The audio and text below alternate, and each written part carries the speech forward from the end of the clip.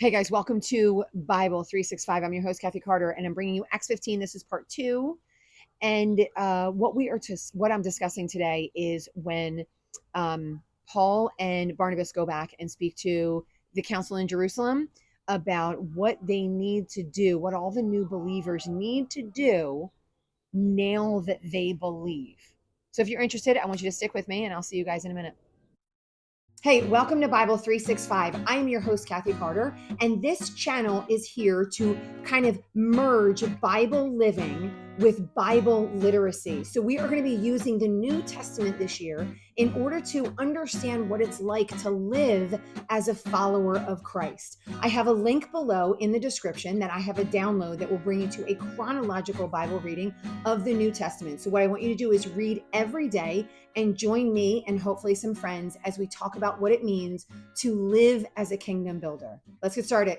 Hey guys, welcome to Bible 365. This is part two of Acts 15. So yesterday, or the video that, probably yesterday, we went over what the whole purpose of circumcision, right? So people were coming in to the group that Paul and Barnabas had preached to and taught and started following the way of Jesus. And they were saying, okay, now it's time to be circumcised. And Paul and Barnabas were like, no, they do not need to be circumcised. They were Gentiles, and so they don't need any circumcision. They're following the Lord, and that's what's really important. And then the brethren in Judea were like, listen, you better go and find this out from some of the apostles. And so they were like, you know what? That's good for us. We will go and we will talk to them. And so we see that they went and they talked to Peter, James, and a whole bunch of apostles and elders. I say a whole bunch. We don't know an exact number. It could have been 7. I feel like the magic number is maybe 12 and 12, but whatever it might be, we know that they were debating with the apostles. And so the apostles now have come to a conclusion. And they've come to this conclusion. It's important because it's biblical, right? So we see that it is in the Bible. And so I believe that we should be taking this for truth, right?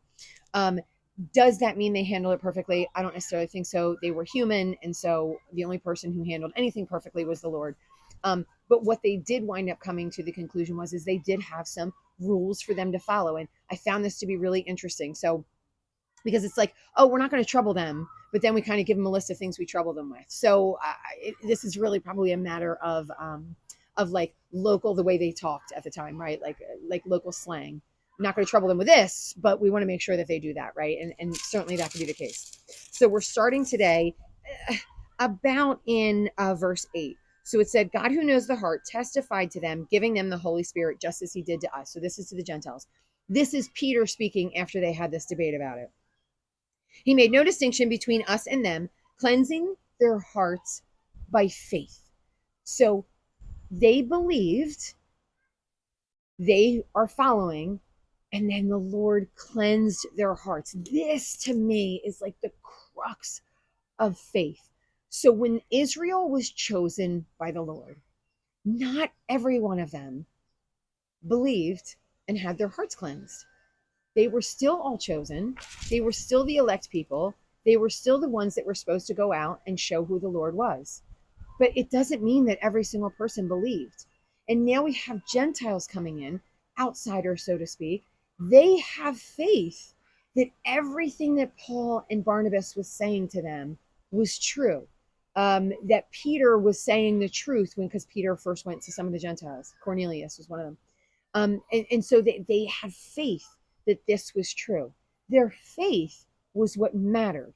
When they had faith, they were then cleansed. The thing that Jesus and the Lord can do that we cannot do, we have no power over. This is the way I read it, right? We do have power to listen, follow, and believe, right? We can turn our hearts away. I just listened to a debate between an atheist, this guy Alex O'Connor, and David Wood, so a believer. And if I just sat and listened, depending on what side of the spectrum I originally landed on when I first listened, like I listen as a believer, so I listened to it and I'm like, I don't even like the one atheist sounds like he's actually making arguments for our side, but that's just because I have faith that the Bible is true. And so I feel like I have an understanding that it's true.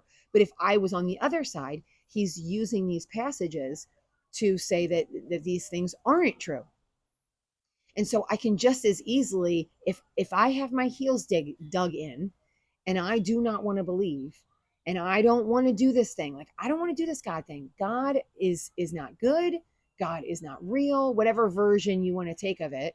Um, then I'm choosing to say I do not have faith that what he says is true. And therefore anything you say to me is not going to convince me that these things are true.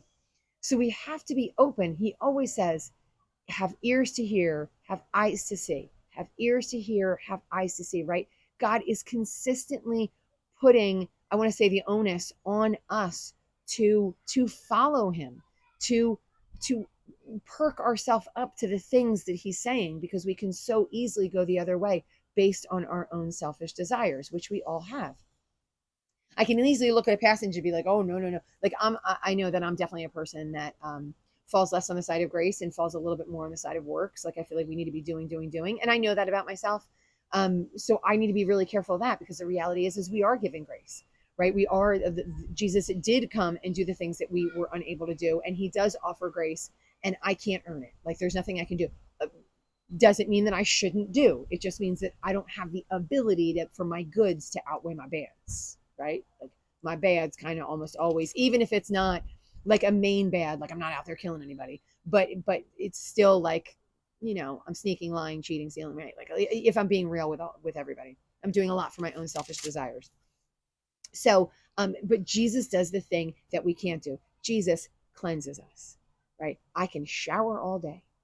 I can, I can clean my clothes, I can scrub down my house, but the only ability to work on my inside is the Lord.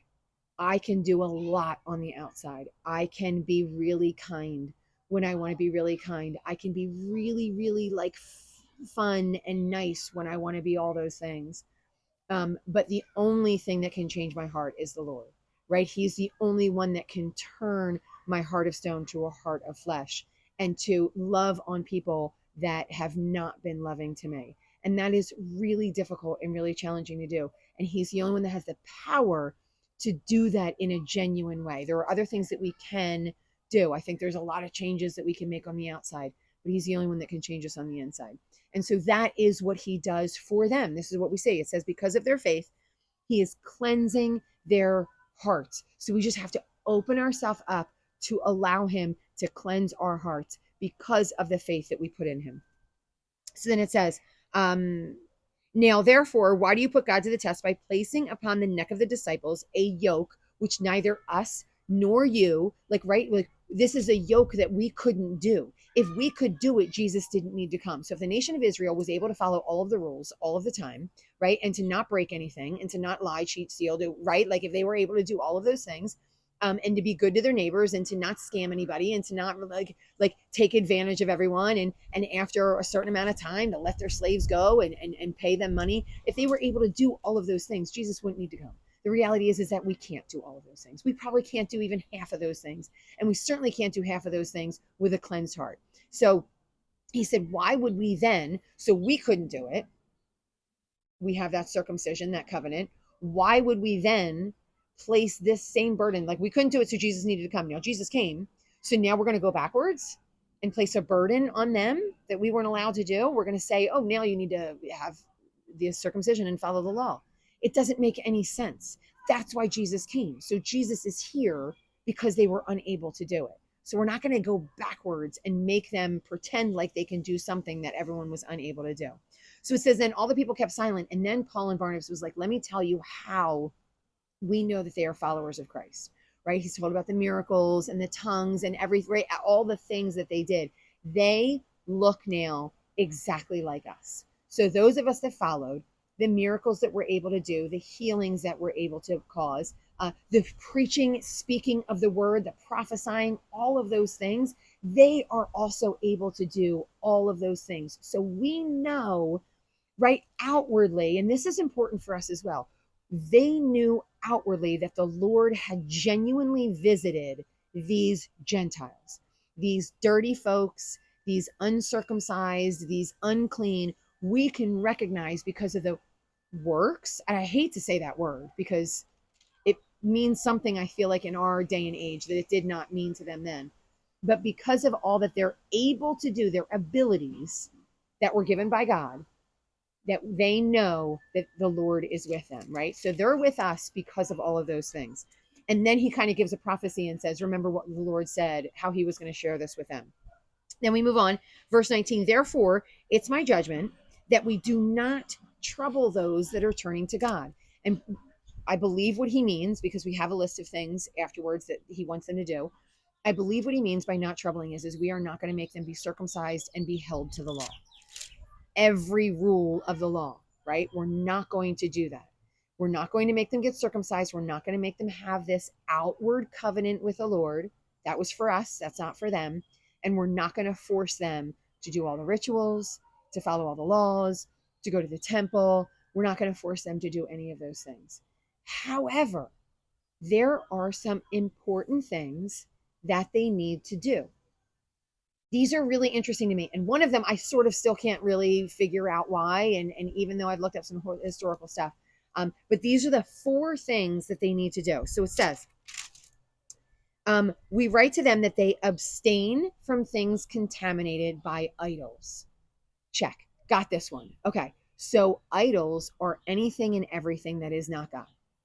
Very clearly then, an idol was a food that was promised, or like a sacrifice that was promised to another god. So we don't have anything to do with other gods. Cut that off, right? So anything that's contaminated. I don't want any little statues in your house.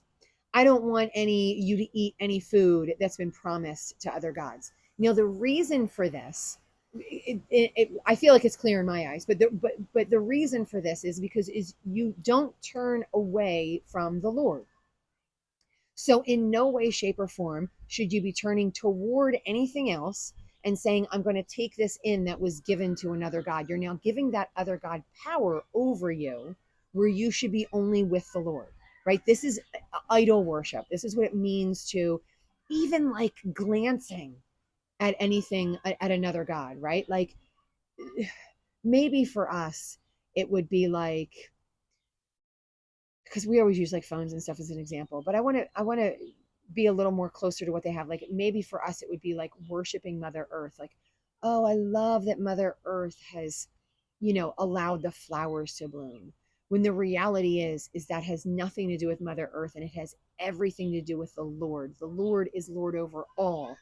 The Lord brings in everything for you, including the flowers that grow in your yard, right? Like the rain that comes is the rain given by God, right? God is like, okay, rain can fall here. So this is all God, no other gods. So abstain from those things. Abstain from fornication. This is another one, and it feels like this one's like kind of off of the other ones, but abstaining from fornication, which I'm not going to go into too much detail, but I believe through reading through all of Scripture, abstaining from fornication is abstaining from anything and everything that is outside of a covenantal marriage, right? So a marriage that is under, and this is for godly people, right? This is for people who believe in the Lord.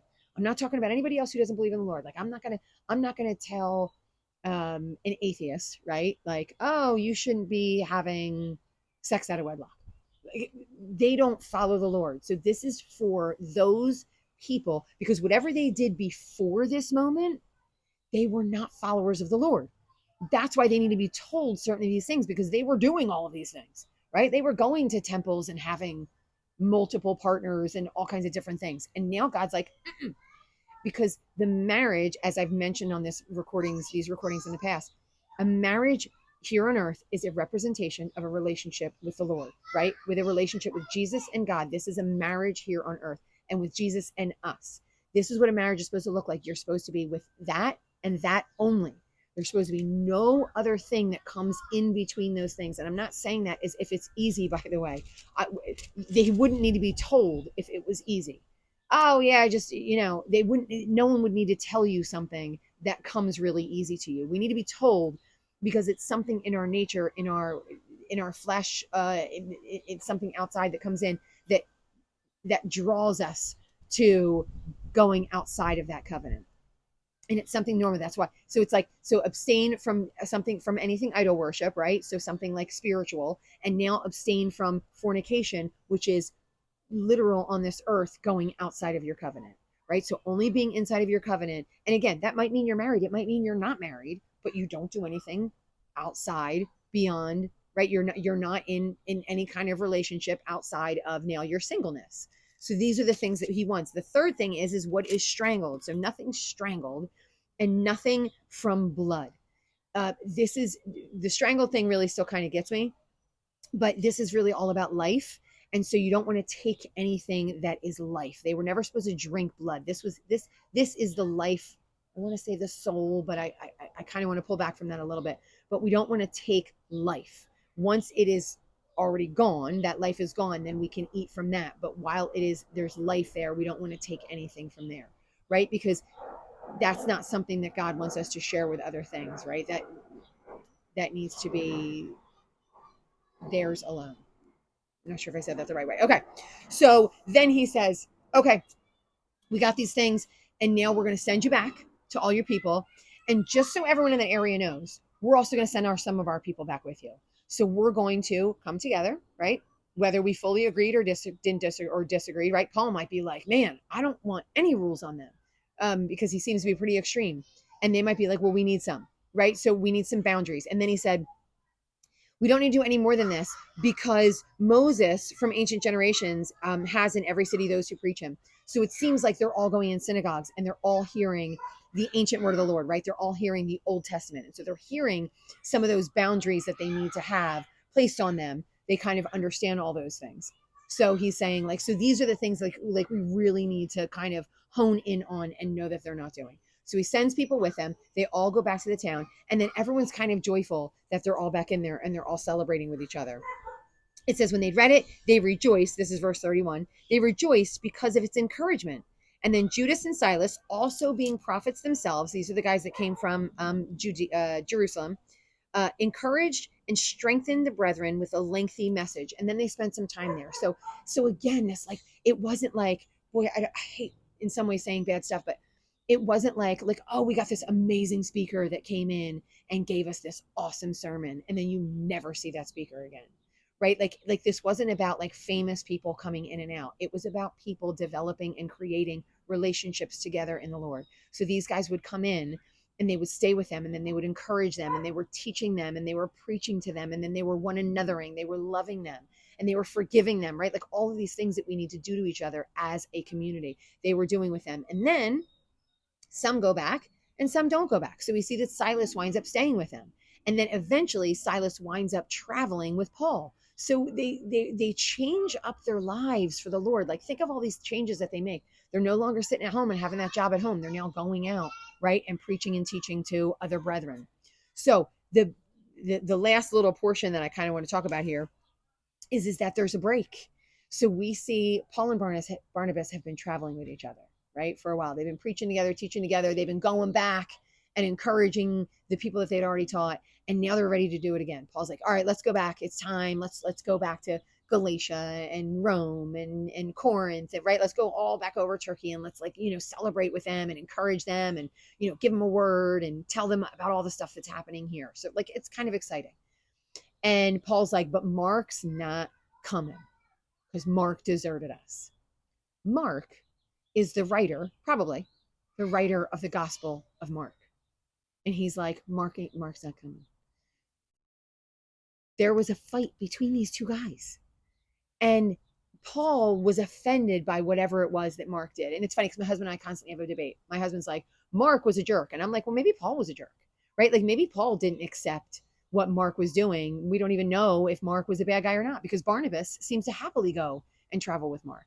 So we don't necessarily know, right? Like, here we go again. We don't know who was the instigator and who was not, but we will eventually see forgiveness between them. But it says here, Paul kept insisting that they should not take him along, who had deserted them in Pamphylia. So he's like, he deserted us. He left us. I don't trust that guy. I'm not taking that guy. He's not coming with us anymore.